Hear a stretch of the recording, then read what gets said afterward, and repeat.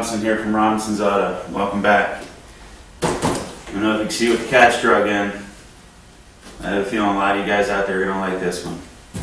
You know that 2000 Dodge Dakota 4.7 that's been taking up my other bay for the last few months? Well, this is what we were waiting for. And let me show you.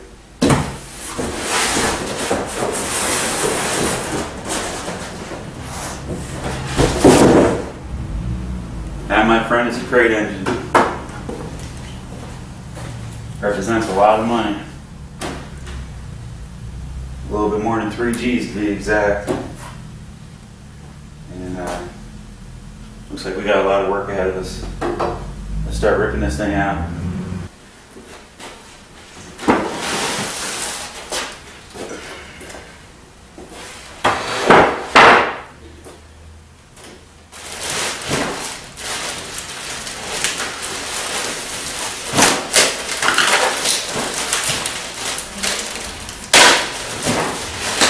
Here is a complete gasket kit. Everything I'm going to have to use from the old motor.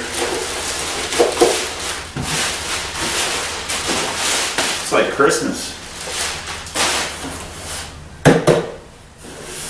So this has the gaskets for the intake, the oil pan, valve covers, you name it. There's also some other things that came with this motor.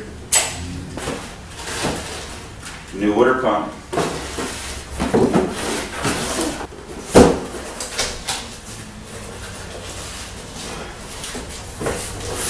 I'll just read you off the parts list that's in this box.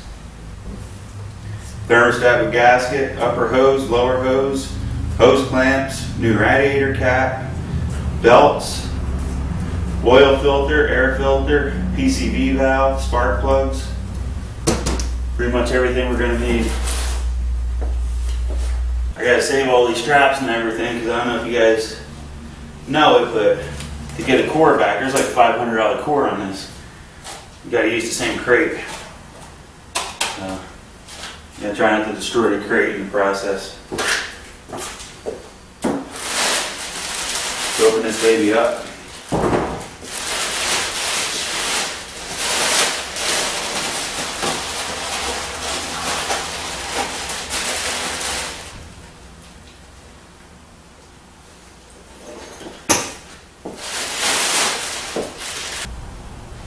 I always inspect everything. At least I try to. Because you never know.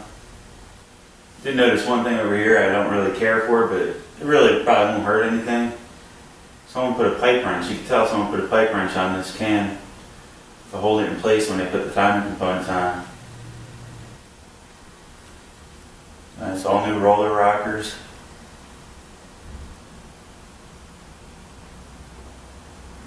Well,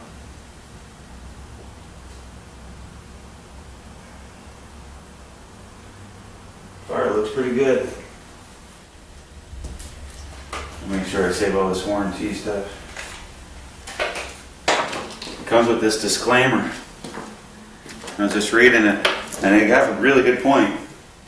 It's pretty much saying that if you don't clean your intake, it's going to void your warranty because these 4.7s and the 3.7s and some of the 5.7s alike, Chrysler engines, they tend to drop the valve seats. They're aluminum heads, so the valve seats are pressed in on these. And it actually has a picture of it. It says the Chrysler 3.7, 4.7, 5.7 engines like to drop the intake seats, usually on the right front cylinder. Note the missing seat in the front cylinder and the piece is stuck in the cylinder chamber. I don't know if you guys can see that, but yeah, there's pieces all through that. And I've actually seen this before. And I just see both seats are still in this head. This was a remanufactured engine that I guess got sent back. And saying that evidently this ain't the one that dropped the seat, so there must have been leftover pieces in that cylinder or in that intake when they put this motor back together because you're using your old intake. And those pieces ended up getting in that chamber and voided that whole warranty. So they're saying if you want to save $2,500, better make sure it's clean because it ain't gonna cover something like that. And on the back it shows you how to go about cleaning the intake. Sounds like they must have had quite a few comebacks. Okay, here's a closer shot of that 4.7 crate engine that just arrived.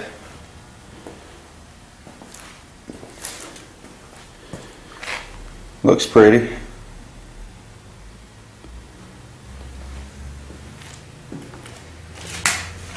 Now you should see these engines come with roller rockers.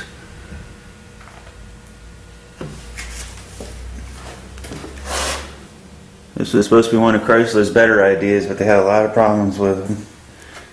But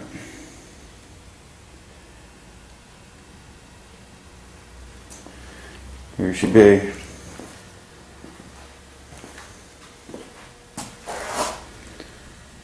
I'm gonna get this thing lifted up in the air so I can inspect the lower end. As you know, I'm an engine builder myself, so I want to make sure everything is done right. It's a lot of work, but it's one of the things you never know. This is one thing I noticed. I cleaned it up a little bit. You can tell whoever put the timing chains on it put a pipe wrench on that cam, and you know that's a little disheartening to see that. A brand new cam all torn up.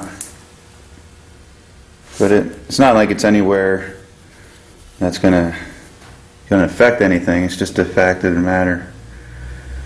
That metal went somewhere, you know. When they scored into that, when I rubbed it, I had metal filings on my finger. So I made sure I put a nice clean cloth down there, and I went over that with some emery to clean it up. That way whatever's left doesn't end up down there anywhere through the motor. But there she is. It's definitely a beauty, nice and clean, you know. Makes my job easier. I like building them myself, but I just don't have the time right now. And